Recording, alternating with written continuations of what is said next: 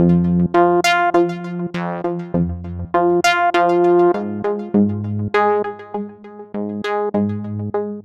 all, welcome to your old pal Bigfoot Reviews Stuff, in which I review stuff. I'm not sure if this is a new series. I guess if I make a second one, then it is. I don't really watch that much TV or movies or whatever, so I have no idea if I will ever be inspired to do this again, but here goes. Last night, I saw something that I definitely think we should talk about on this channel, and that was the Travel Channel's special about DOGMAN. Actually, it wasn't a special, it was an episode of a new series called Legend Hunter, starring the great-nephew of Charles Fort, who is named Pat Spain. In the episode, Spain puts forth a theory he seems confident explains the Beast of Bray Road sightings. I want to discuss this theory, so when we get to that point, I will put up a spoiler alert. If, by that point in the show, you want to watch the Travel Channel show before hearing my opinion on it, you will be able to bail without me revealing any secrets. Before I get to that part, I want to look a little into who exactly Pat Spain is so that we can try to understand his perspective before we hear his theory. Then I want to remind everyone briefly just what exactly the Beast of Bray Road is or was. 99.9% of you knew that before ever coming here, so as I said, I'll keep that as brief as possible. First of all, who is Pat Spain? He's the great-nephew, as I mentioned before, of the father of high strangeness, the Bronx's own Charles Fort. When people call weird stuff, like rains of frogs from the sky Fortean or Fortean, they are referring to Charles Fort. His books are very dense by modern standards and filled with his odd sense of humor, but they are a key source to a number of different modern views on how the world may really work. In fact, where I met John A. Keel was at a meeting of his New York Fortean Society. Now, Pat Spain seems to have been inspired by the legend of his great-uncle at a young age, because when he was only 16, he caught the first and only, so far, barracuda ever found in Maine. So he definitely seems open to the idea of out-of-place animals at the very least. His Travel Channel bio lists him as a wildlife biologist, a cryptozoologist, and a biotech expert. I know what a wildlife biologist is. I think that's a real-world scientific position. I know what a cryptozoologist is, which is basically a hobbyist who has given himself a fancy title to make himself sound like a scientist. I kid cryptozoologists, but am I not being literally true in my definition? I think so. Now, I can define those two things, but what exactly is a biotech expert? Let's Google biotechnology. They say it is the genetic manipulation of microorganisms to produce antibiotics, hormones, and other things. It also seems to be the use of biological processes for industrial or other purposes. So basically, I guess that means he's a mad scientist creating and patenting new life forms for big companies? Or am I misunderstanding this? Could this guy be interested in DOGMAN because of his background in biotech? Did he either think DOGMAN was maybe biologically engineered, or that DOGMAN's DNA might be useful to his own work? These are wild suppositions on my part, not accusations. I'm just wondering out loud. I like to try to understand the mindset of people before I hear their theories. This way I can brace myself in case their message contains embedded biases, conscious or otherwise. Spain is clearly an overachiever, having mastered these various fields. He also got cancer and lived through that. So even though he's still a young man, Spain has been around the block a few times and is not a newcomer. In fact, he hosted an earlier show back in 2011 called Beast Hunter. I don't remember if I saw that one, but it seems he traveled the world for 5 episodes, searching for the orang pendek, and Mokele Mbembe and monsters like that. In the publicity for that show, he seems to be variously referred to as a wildlife expert and a microbiologist.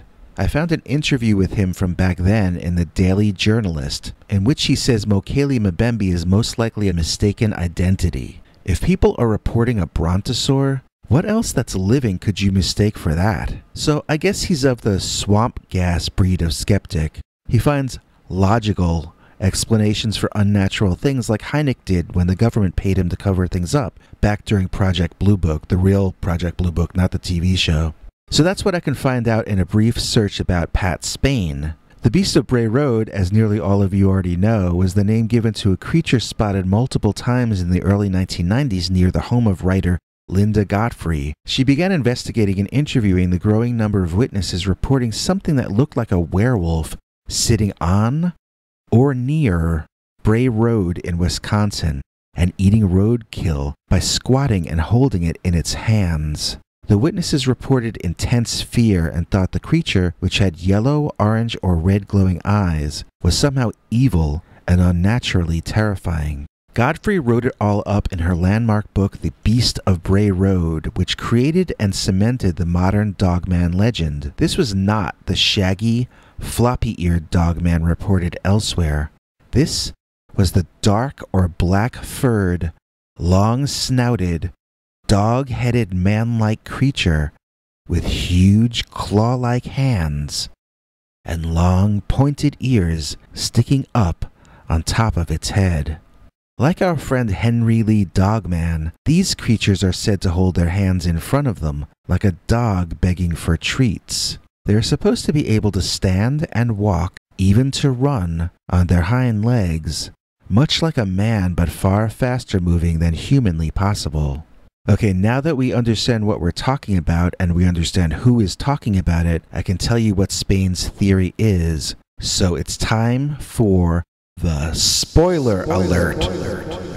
If you want to watch his show for yourself before hearing my opinions about it, stop now and go find it by whatever means you use to watch TV episodes from the Travel Channel. For those of you who have either already seen the show or just don't care, I'm about to reveal spoilers.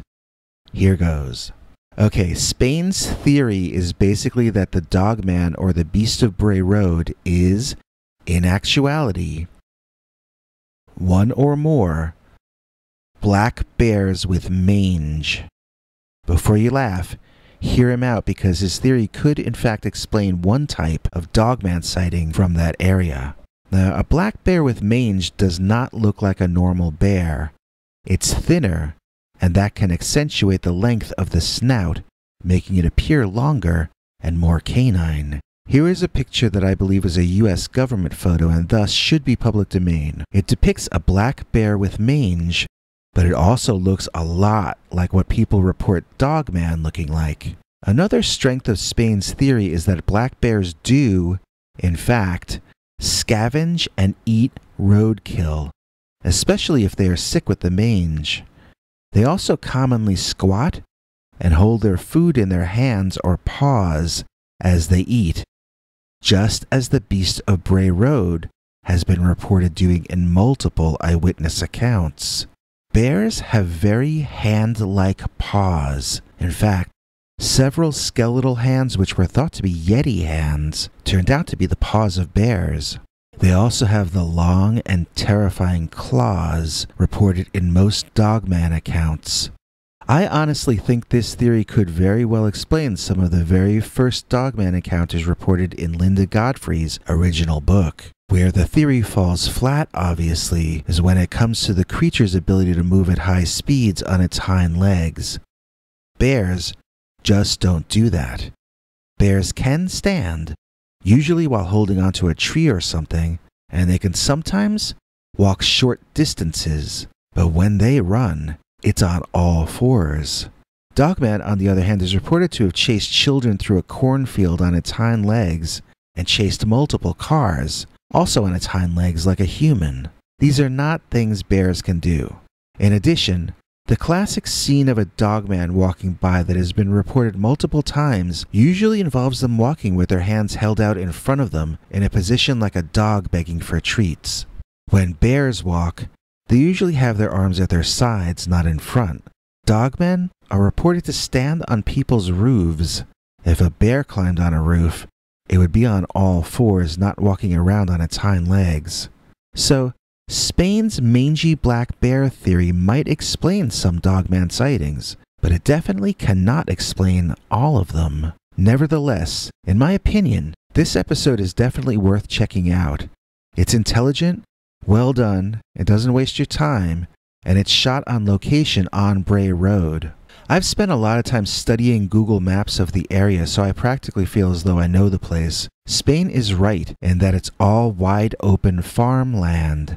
There are no places for a large animal to hide, and the closest forest is literally miles away. Spain walks the road and shows you, then takes us with him in a helicopter to give you the bird's eye view. He does a great job explaining the lay of the land, which to me has always been one of the most interesting and mysterious aspects of the Bray Road legend. Whatever that thing is, it has to walk miles out in the open before it can get to Bray Road, yet nearly all the sightings are only in that one area. Why is it not seen walking to and from the forest, if that's where it's coming from? Spain makes a good point that mangy bears are more desperate for food and less able to hunt, so they will risk coming into human areas to feed off our garbage and roadkill. And when he said that reports of the creature were up again in recent times, I got an idea and did a little search on the internet. I found this article from the Washington Post that I will link to in the description. The headline is, "Black bears are going bald. It might be even worse than it looks." The article is dated June 4th, 2018, just last year. It's describing a major outbreak of mange in Pennsylvania. That's pretty far from Wisconsin, but both are located on either side of the Great Lakes, and it's not impossible for the mange to be affecting animals in both places. It could very well be that certain of the Dogman reports may have actually been these poor afflicted creatures. If so, then why do people report a sense of evil and danger around Dogman? These mangy bears only make me feel sad, and I wish I could help the poor things. Also, I wonder what color eye shine mangy bears have as opposed to healthy bears. Is there a difference? That is another bit of information I'm interested in finding out, as right now I have no idea about that. So what do you think of the theory proposed by Pat Spain on the Travel Channel? Do you agree? Disagree? Do you both agree and disagree like me? Let us know in the comments. And if you like this video, please click like and consider subscribing to the channel. Click the little bell icon if you want notifications when we put up new videos. I'll be back next time with something completely different, or maybe just the same, who can tell? I'm not one of those psychic Sasquatches. See you next time. Do you have a scary story you want us to read on the show? Just call our voicemail hotline, 804-LIST-SCARY. That's 804-537-2279. And now for something completely scary.